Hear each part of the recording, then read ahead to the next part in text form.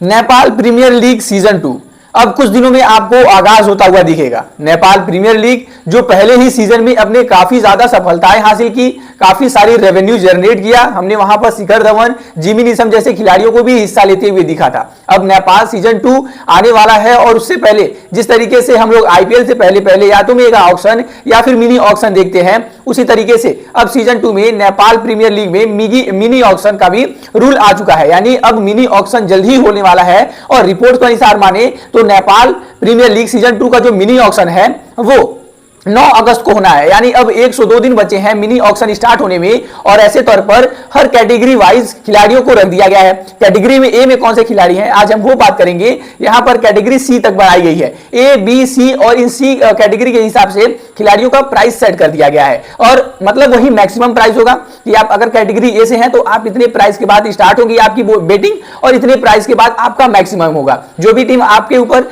इतने प्राइस के ऊपर लास्ट बेटिंग करेगी आप उस टीम का हिस्सा बन जाओगे। ऐसे तौर पर वो अमाउंट भी कितना होगा चलिए ये भी मैं बताता हूं, लेकिन सबसे पहले ये जान लेते हैं मोहम्मद आदिल आलम, जिनके बारे में इतनी ज्यादा बातें चल रही हैं। आखिर मोहम्मद आदिल आलम है कौन और इनका रोल क्या है, ये क्या कुछ करते हैं, चलिए ये जानने की कोशिश करते हैं। दरअसल मोहम्मद आदिल आलम जो एनपीएल सीजन 1 का हिस्सा नहीं थे, क्योंकि इनके ऊपर कुछ ना कुछ चीजें फ्रॉड के चलते लगाई गई थी, जिसके बाद नेपाल क्रिकेट एसोसिएशन ने इन पे 3 से 4 सालों का बैन भी लगा दिया था। ये उस बैन को काटने के बाद जब वापस आते हैं तो पता चलता है कि Nepal season premier league season 1 जो है वो खत्म हो चुका था और अब इनसे सारी जो बैन है वो सारी चीजें हट चुकी हैं और अब ऐसे तौर पर वो एनपीएल सीजन 2 के लिए बिल्कुल भी रेडी हैं। ना ही सिर्फ ये रेडी हैं बल्कि सारी फ्रेंचाइजीज भी रेडी हैं इनको अपनी टीम में लेने के लिए, क्योंकि ऐसा काबिलियत वाला खिलाड़ी हर टीम चाहेगी कि वो हर एक टीम के पास जाए, क्योंकि जिस तरीके का वो बैटिंग करते हैं, जिस तरीके का उनका कारनामा है, जिस तरीके की वो पावर हिटिंग करके दिखाते हैं, कहीं ना कहीं हर एक टीम चाहेगी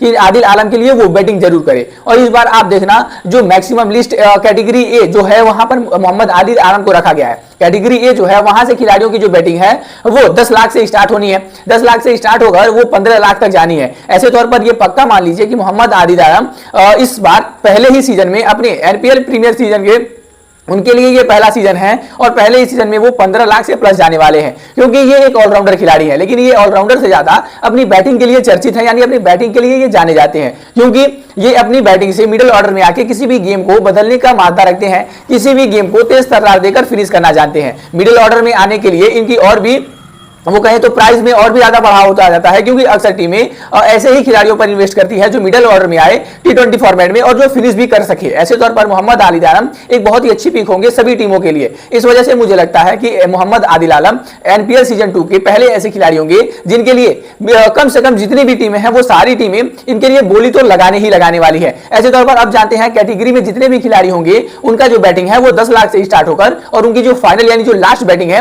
वो 15 लाख नेपाली रुपीज तक जाने वाली है। वहीं पर जो कैटेगरी बी में खिलाड़ी हैं उनका 5 लाख से स्टार्ट होकर और 10 लाख तक उनकी जो बैटिंग है वो जानी है। यानी 5 लाख से कैटेगरी बी वाले खिलाड़ी स्टार्ट होंगे और 10 लाख तक उनकी हाईएस्ट रैंकिंग होगी, हाईएस्ट उनकी बोली होगी। ऐसे तौर पर जो कैटेगरी सी में आते हैं उनकी जो बैटिंग है वो 2 लाख से स्टार्ट होनी है और वो 5 लाख पर जाकर खत्म हो जानी है। तो इस तरीके से कैटेगरी वाइज खिलाड़ियों को कैटेगरी में रख दिया गया है, जिससे ये हो सके कि ज्यादा रेवेन्यू और कहें तो वेस्ट ना जाए और कोई भी ये टीम ना हो कि एक ही खिलाड़ी के ऊपर सारा पैसा निछावर कर दे। इससे ये भी होगा कि अभी हाल ही नेपाल प्रीमियर सीजन चल रहा है, अभी ये उसका शुरुआती दौर है, तो काफी ज्यादा उनके लिए बड़ी बात होगी।